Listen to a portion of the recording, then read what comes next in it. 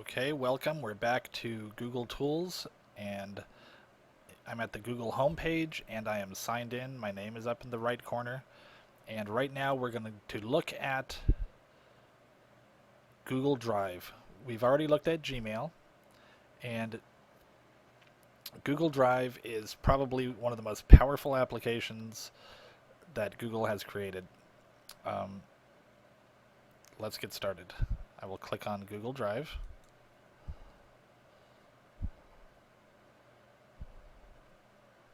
And this is what Google Drive looks like. The easiest way to explain Google Drive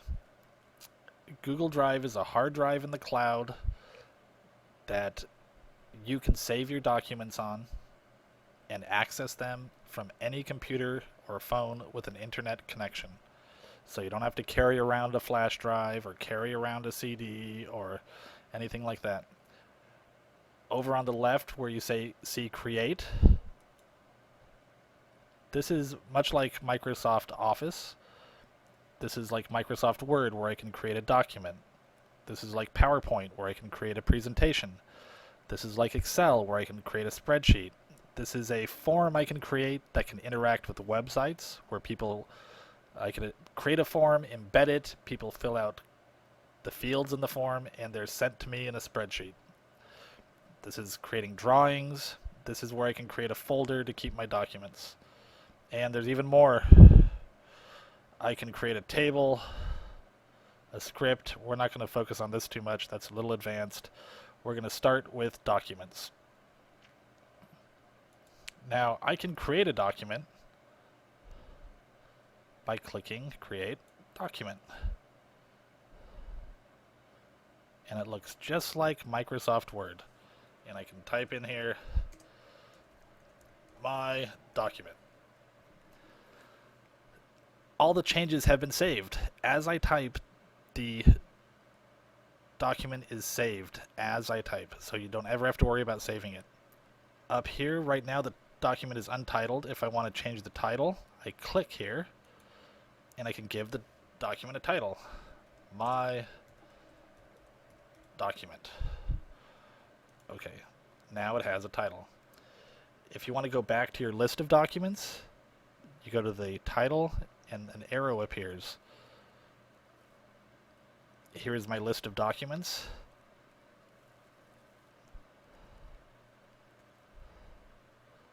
And this is the one that I just typed, my document. If I click on it, I go back to my document I just typed.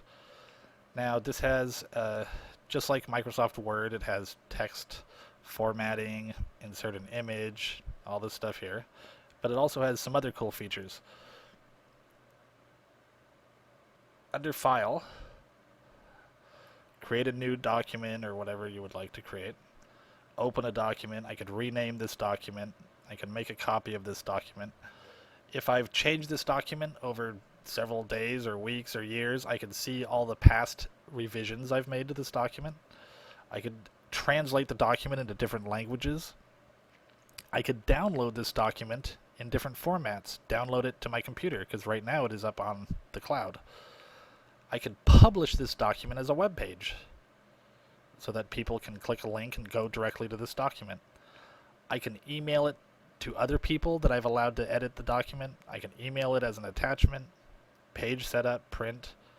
We'll get into this stuff in a minute. Editing, if you ever make a mistake, undo, redo, paste. Let's see, view. I could do a document view. I could show the rulers. Here's the rulers. I could show an equation toolbar. I could do equations if you're doing math. I can make the controls smaller or full size. I can make it full screen. If you get stuck in full screen, press escape and you'll go back to regular view. I can insert an image, I can insert a link, an equation, a drawing, I can insert a comment, a footnote, page numbers, I can insert page numbers, lots of stuff here. You're going to have to play with this to see what you like, what you don't like. format. This is your basic formatting of the text. Tools. Now I'm going to show you a very cool tool. One of many cool tools in Google Documents. Research. If I'm typing a paper and I want to look up information as I'm typing, I click Research, and over here I have a Google search window. So say I'm typing and I go, oh, I have to type about the mayor of Chicago. Who is the mayor of Chicago? Mayor of Chicago. There you go. Mayor of Chicago. I can insert a link to this article. I can cite this article if I need to cite it for a professional paper. If I see an image, I can click on it and drag it right into the document. It makes it very easy to do research. Can you imagine if they had this when you and I were in school? It'd be amazing. Let's show you what it looks like if I cite an article. It puts a little footnote, and the article has a citation at the end. It'll say number 1. It'll say where that was received, the source. If I insert a link, there's a link to this article. So this is under Tools and Research. It's very helpful.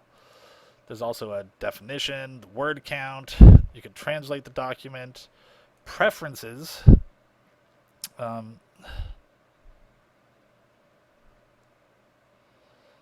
Say you're trying to type fractions and you put 5/6, it'll turn it into a fraction if you would like it to. Those are preferences you have to decide if you want. Table, I can insert a table into the document. It's pretty much just like Microsoft Word, except it is saved on the cloud. Now I'll show you some other features. Now say I have this document and I want to share it with somebody. Over here you'll see share, there's a lock on it, because right now, by default, everything I create is private only to me and no one else can see it. But if I hit share, I have some privacy options. If I want someone to look at this article, I want it to send it to a professor if I'm a student, or if I want to send it to a colleague at work, I could email them this link. If I want to share it with more than one person, I could hit change next to private, and I could share it with anyone that has the link can look at it, or I could make it public so anyone on the internet can search and find it. Anyone can view it. Anyone with the link can view it. I can also say anyone can comment on it, or anyone can edit it. Now this is for collaboration. If you have 5 people all working on a project, you can put anyone with the link can edit it and only send the link to the 5 collaborators you have. I'm going to keep it as anyone with the link can view it. And then you hit save. Okay, anyone who has a link can view it. Here's the link. I can send it via Gmail or Facebook or Google Plus or Twitter. I could also enter the names of people I want to share it with. If I don't know their addresses, I could choose the people from my contacts, my Gmail contacts, who I want to share it with. I could send a copy to myself. I could paste the item right into the email that I send to them instead of a link. It could be an actual copy of the item right in the email. This sharing feature is very helpful. At first, I didn't know if I would ever use it. I use it all the time now. This is how I collect homework in my classes. And in college, it's how a lot of professors collect work. Okay, so I'm going to go back to the list. Just go to the title and go back. Click this arrow. And now in my list, you see I have a lot of documents in here.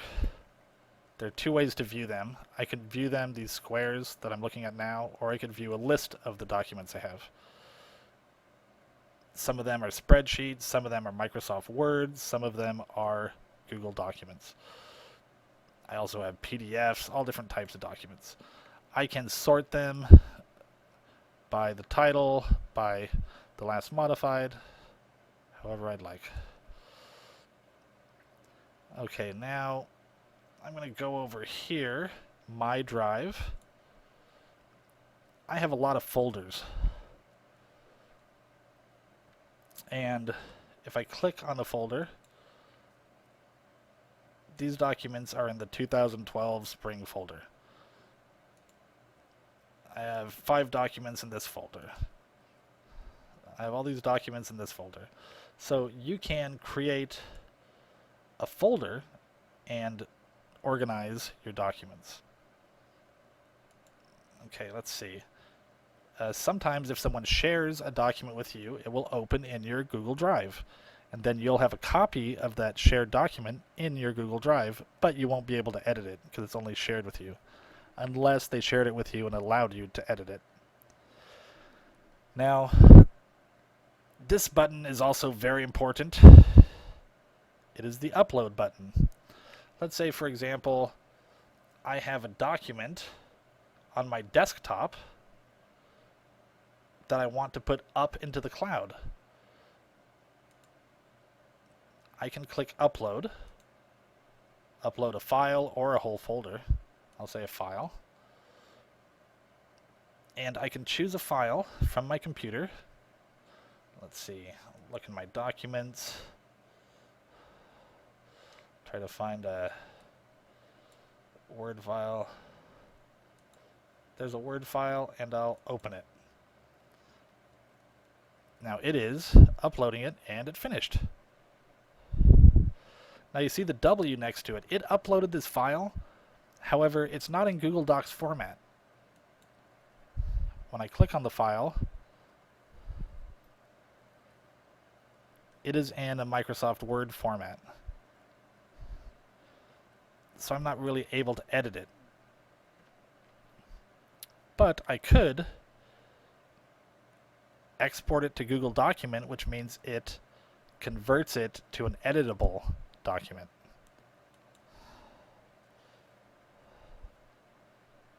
And now I can edit the document.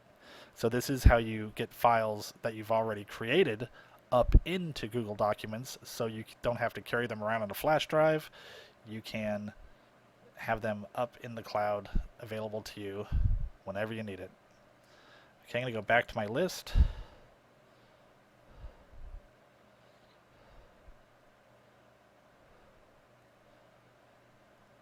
Okay, now if I click on more here,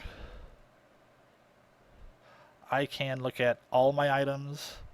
I can look in the trash. I can also look at items sorted by their type or their owner. Sometimes I'm looking for a spreadsheet I made and I can't find it, so I'll say, let me just look at all the spreadsheets. Here's all the spreadsheets I have. Or let me just look at all of the PDF files I have. There they are.